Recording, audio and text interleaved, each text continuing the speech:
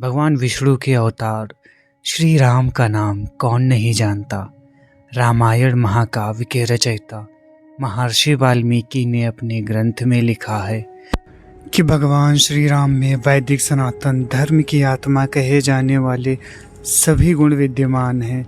भगवान राम को पुरुषों में सबसे उत्तम पुरुष अर्थात मर्यादा पुरुषोत्तम भी कहा जाता है। आइए जानते हैं भगवान राम से जुड़े कुछ रोचक तथ्यों के बारे में। भगवान श्री राम का जीवन परिचय क्या है?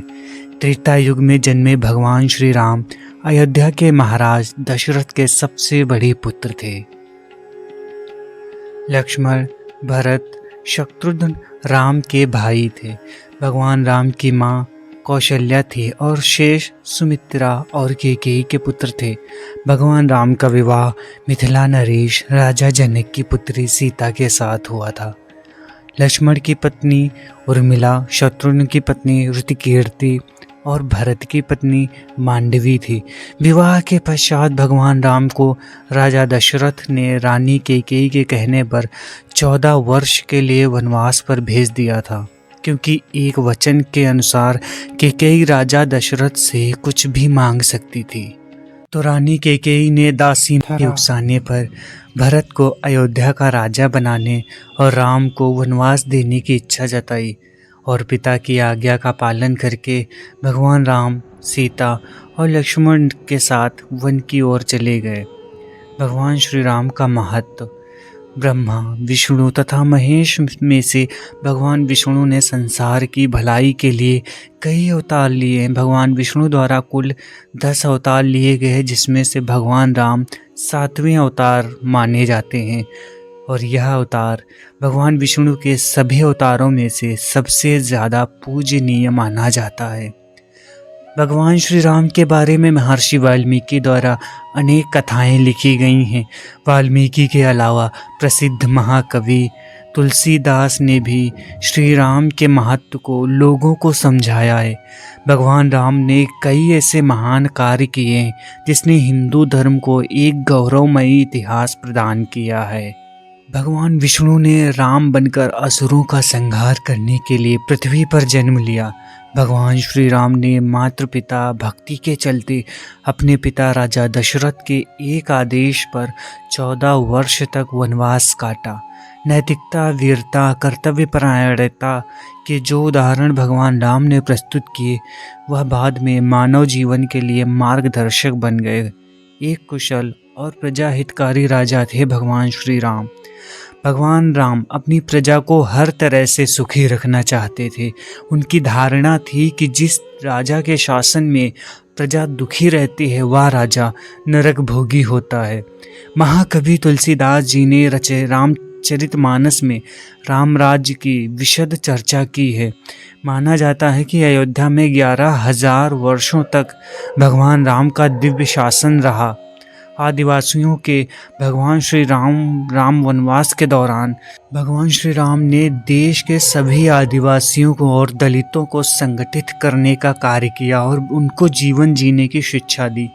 उन्होंने देश के सभी संतों और उनके आश्रमों को राक्षसों, दैत्यों के आतंक से बचाया था। अपने 14 वर्ष के वनवास के दौरान भगवान राम ने भारत की सभी जातियों और संप्रदायों को एक सूत्र में बांधने का कार्य किया। चित्रकूट में रहकर भी उन्होंने धर्म और कर्म की शिक्षा दीक्षा ली। भगवान राम ने भारत भर में भ्रमण कर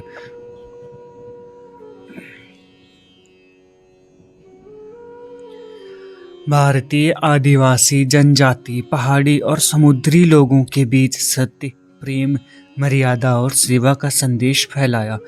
और यही कारण था कि राम का जब रावण से युद्ध हुआ तो सभी तरह की अनार्य जातियों ने राम का साथ दिया। भगवान श्री राम कहते हैं कि पृथ्वी लोक एक ऐसा लोक है जहाँ जो भी आता है उसे एक दिन वापस लौटना ही होता है।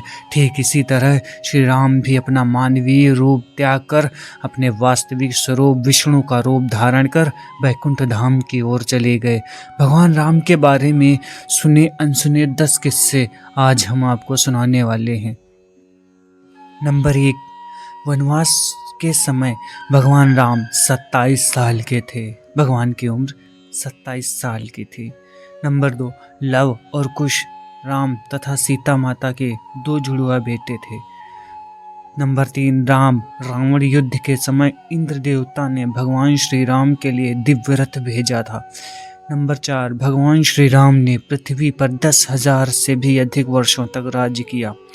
नंबर 5, भगवान राम का जन्म चैत्र नवमी में हुआ था, जिसको भारतवर्ष में राम नवमी के रूप में मनाया जाता है।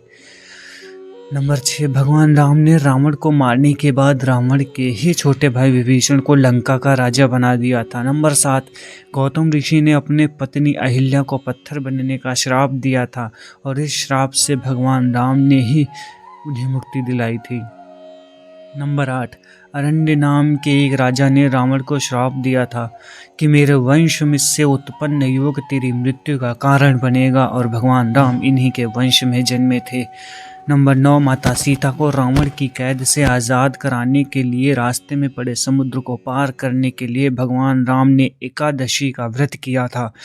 नंबर 10, वनवास वापसी के बाद भगवान राम की अयोध्या वापसी की खुशी में अयोध्यावासियों ने दीप जलाए थे, तब से दीपावली का त्यौहार मनाया जाता है।